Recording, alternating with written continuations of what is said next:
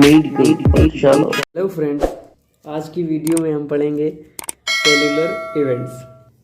इससे पहले हमने देखा था वैस्कुलर इवेंट्स देखी थी, जिसमें अल्टर्ड वैस्कुलर परमेबिलिटी था और फ्लो ऑफ ब्लड में चेंजेस। आज हम सेलुलर इवेंट्स देखेंगे। ये क्या होते हैं कि सेल्स में क्या चेंजेस आते हैं। क्या होता है कि परमेबिलिटी भी चेंज हो चुकी है। अब इसके बाद जो WBC होंगे उनका माइग्रेशन होगा, उनका मूवमेंट होगा। कहाँ पर जाएंगे? साइट ऑफ इन्फेक्शन पर। जहाँ पर भी इन्फेक्शन हुआ है, इंजरी हुई है, वहाँ पर ये मूव करके जाएंगे।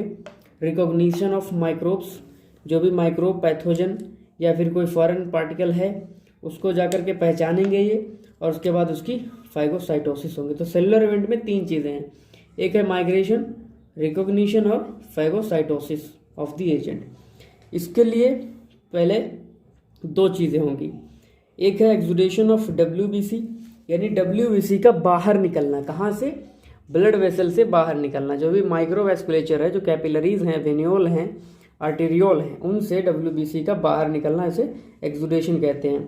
दूसरा स्टेप रहेगा फिर फैगोसाइटोसिस, यानी उस मटेरियल को जाकर के खा लेना, चाहे वो फॉरेन पार्टिकल हो या फिर कोई माइक्रोब हो, बैक्टीरिया, वायरस, फंगस, कुछ भी हो। एक्सुडेशन क्या होता है कि movement of WBC from lumen of blood vessel to the interstitial tissue, यानी ब्लड वेसल से इंटरस्टिशियल टिश्यू में मूव करना WBC का एक्सुडेशन कहलाता है। इसमें जो है हमारी बॉडी के डिफेंस में जो फर्स्ट लाइन ऑफ डिफेंस होती हैं, ये PMNs काम करते हैं, पॉलीमॉर्फो न्यूक्लियर न्यूट्रोफिल्स। ये फर्स्ट लाइन डिफेंस है। उसके बाद फेगोसाइट्स आते हैं। फेगोसाइट्स क्या क्या है? मोनोसाइट और माइक्रोफेजेस जो है, इन्हें फेगोसाइट्स कहते हैं। ये सेल्स को खा जाते हैं। ये जो है इस एक्शन में मदद करते हैं। ये हो गए polymorpho nuclear neutrophils and phagocytes, तो ये इसमें हेल्प करते हैं। तो अब हम इसके स्टेप्स देखेंगे कि 1 बाय 1 एक्सुडेशन ऑफ WBC जो है, खासकर न्यूट्रोफिल्स, ये कैसे होता है। ये सेवरल स्टेप में होता है। सबसे पहले क्या होता है, ब्लड का फ्लो जो है वो चेंज होता है। Changes in the flow of blood, वो इस तरह से चेंज होता है। हमने पहले बताया था कि जब इंजरी होती है तो पहले वैसो कंस्ट्रिक्शन होता है कुछ देर के लिए, फिर फौरन ही वैसो डायलिटेशन हो जाता है। डायलिटेशन की वजह से पहले तो ब्लड फ्लो बहुत तेज होता है, लेकिन बाद में धीरे धीरे वहाँ पर ब्लड की स्टेसिस होने लगती, जमाव होने लगता है और स्लो हो जाता है ब्लड। जैसे कि ये ब्लड वेसल है, यहाँ से जो ब्लड फ्लो कर रहा था उसकी स्पीड भी कम हो गई और वो जमा होने लगा। नॉर्मल का जो ब्लड फ्लो होता, मैं नॉर्मल का यहाँ पे बता रहा हूँ, तो जब नॉर्मल ब्लड फ्लो कर रहा होता तो उसके सेंटर में RBC, WBC, प्लेटलेट्स, ये तीन चीज़ें जो है बीच में फ्लो करती हैं, सेंटर में रहती हैं। ब्लड की स्ट्रीम में, ब्लड के बहाव में तीन चीज़ें ये अंदर होती हैं। लेकिन जो प्लाज्मा होता है वो इधर उधर किनारे पे पाया जाता है। प्लाज्मा किनारे पे होता है। लेकिन जब ये इंजरी की कंडीशन होती है तो उसमें वैसो डायलिटेशन के फ़ौरन ही बाद यहाँ पे मान लिया, यहाँ पे एंडोथेलियम जब डैमेज हो गई तो ये जो प्लाज्मा है वो यहाँ से बाहर लीक करने लगेगा। प्लाज्मा की कमी की वजह से क्या होगा, ये चीज़ जो होगी वो फैल जाएगी। ये जो RBC हैं यहाँ घूम रहे थे वो यहाँ मौजूद होंगे, WBC भी वो यहाँ मौजूद होंगे। तो WBC, RBC, प्लेटलेट्स कहाँ आ जाएंगे? ये इनका मार्जिनेशन होने लगेगा। ये तो ब्लड का फ्लो मैं यहाँ बता रहा हूँ। ब्लड का फ्लो बदलने पर ये चीज़ें चेंजेस होंगी। ये इनका मार्जिनेशन होगा, किनारे पर आ जाएंगी। और जो WBC हैं वो एकदम इनका पेवमेंट हो जाएगा। जिस तरह से टाइल्स बिछाई जाती हैं उसी तरह से ये बिछ जाएंगी किनारे पर, इसकी एंडोथीलियम के ऊपर इस तरह से WBC लग जाएंगी। अब क्या होगा, अब ये यहाँ पर जो इनका मार्जिनेशन हो गया, यानी मार्जिन पे पाई जाने लगी WBC, और पेवमेंट हो गया, यहाँ पर ये एक के बाद एक लगी हुई होती हैं। अब उसके बाद इनकी रोलिंग और अधेशन होगा। ये रोल करेंगी, इसको हम बोलेंगे रोलिंग फेस हो रहा है इनका। ये क्या करेंगी, इस एंडोथीलियम के ऊपर रोल ओवर करेंगी, और अधेशन होगा इनका, चिपक जाएंगी। किससे? एंडोथीलियल सेल्स पर। जो यहाँ पर एंडोथीलियम के ये जो सेल्स हैं, इस तरह से एंडोथीलियम के मान लो सेल्स हैं, इसी के ऊपर आकर के WBC ऐसे चिपक जाएंगी। ये WBC है, इससे चिपक गई। चिपकने के लिए इसमें जो फैक्टर्स रिस्पॉन्सिबल होते हैं उनको सेल अधेशन मॉलिक्यूल्स बोलते हैं, कैम। सेल अधेशन मॉलिक्यूल्स इसमें मदद करते हैं। ये दो तरह के होते हैं, सेलेक्टिन्स हैं, एक है सेलेक्टिन्स और दूसरे हैं इंटीग्रिन्स। सेलेक्टिन्स और इंटीग्रिन्स हैं। तो इसमें भी और भी दिए गए हैं सेलेक्टिन्स की, जो है पी सेलेक्टिन, ई सेलेक्टिन, एल, और यहाँ पर जो है बीटा 1 बीटा 2, ये 2 तरह के इंटेग्रिन्स पाए जाते हैं जो हेल्प करते हैं इसको अधेशन में, चिपकाने में, किससे, एंडोथीलियम में। तीसरा जो स्टेप है, अब यह क्या होगा, ट्रांसमाइग्रेशन होगा, जिसको हम डायापेडेसिस भी कहते हैं। इसमें क्या होता है, WBC जो है घूम रही है, अब आके यहाँ पे चिपक गई, जो एंडोथीलियम सेल्स हैं ऐसे ऐसे मौजूद हैं ऐसे, ठीक है, जो WBC रोल करेगी, यहाँ पे आके चिपक गई। उसके बाद एक ये सूटेबल प्लेस ढूंढेगी, कोई ऐसी जगह ढूंढेगी जहाँ पर अपने ये पैर जमा सके, जो बाहर जाने के लिए ये तैयार है, तड़प रही है, इसको बाहर जाने की बहुत चाहत है। तो यहाँ पे जब आया मान लिया, तो ये अपना पैर 1 फुट बाहर निकाल देता है, इसको हम बोलते हैं स्यूडोपोडिया। तो वो बनाकर बाहर निकलती है, इसके ज़रिए ये बाहर जाती है। इसका एंडोथीलियम यानी यहाँ से ल्यूमेन से बाहर जाना, यही ट्रांसमाइग्रेशन कहलाता है। ये कैसे जाता है, पहले तो ये डैमेज करता है यहाँ के एंडोथीलियम को। क्या करेगा, यहाँ पे जब चिपक गया था दूसरे स्टेप में, चिपकने के बाद इसके अंदर एक्टिवेशन हो जाता है, ये एक्टिव हो जाता है। कौन, WBC इससे चिपका, ये WBC है और ये है एंडोथीलियम। तो इससे चिपकने के बाद ये एक्टिवेट हो जाता है, ये निकालता है प्रोटियोलाइटिक एंजाइम्स, यहीं पे निकालेगा और उसको ये डाइजेस्ट करवा देगा। तो डाइजेशन से क्या होगा, वहाँ की जो WBC होगी वो डैमेज हो जाएगी, सॉरी एंडोथीलियल सेल जो होगा जिससे चिपका होगा वो डैमेज हो जाएगा, और ये इस तरह के ये स्पेस बन जाएगा। स्पेस बनने पर इसे मौका मिल जाएगा बाहर भागने के लिए। तो WBC यहाँ से क्या होगा, बाहर निकल जाएगा एंडोथीलियम को डैमेज करके। ये कोलेजिनेज निकालते हैं WBC, जो इसको डैमेज कर देते हैं वहाँ पे एंडोथीलियल वॉल को। फिर क्या होता है, इसके साथ साथ पीछे RBC भी भागने लगते हैं। RBC ने कोई मेहनत नहीं की, लेकिन इन्हें भी रास्ता मिल गया, तो ये भी बाहर जाएंगे, तो उस टिश्यू स्पेस में ये इकट्ठा हो जाएंगे। इसी वजह से वहाँ की जो जहाँ पर भी इंजरी होती है तो वो लाल लाल दिखाई देता है, स्वेलिंग भी होती है और रेडनेस RBC की वजह से होती है। तो ये डायापेडेसिस हो गया। अब क्या होगा, ये WBC बाहर चले गए डायापेडेसिस के जरिए। किससे बाहर चले गए, जो माइक्रोवेस्कुलेचर है, ब्लड वेसल है, कैपिलरी वेनियोल आर्टेरियोल, वहाँ से बाहर निकल गए यहाँ टिश्यू स्पेस में। अब क्या होगा इनका, कीमोटैक्सिस। कीमोटैक्सिस क्या है यहाँ पर, अब इनका जो है अट्रैक्शन चलेगा, प्यार मोहब्बत का कहानी चलेगी। कीमो अट्रैक्टेंट्स कुछ ऐसे निकलते हैं बॉडी में जिनकी तरफ ये आकर्षित होते हैं। WBC यानी न्यूट्रोफिल्स उधर ही बढ़ेंगे जहाँ पर इन्हें दिखाई देगा, सिग्नल मिलेगा।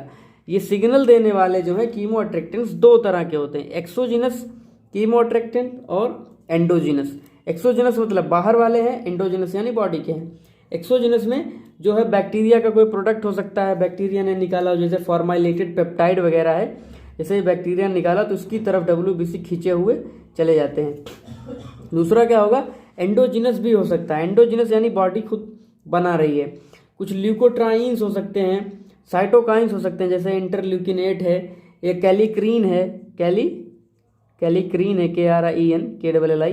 तो ये कैलिक्रीन भी हो सकता है, कीमो अट्रैक्टेंट का काम करता है।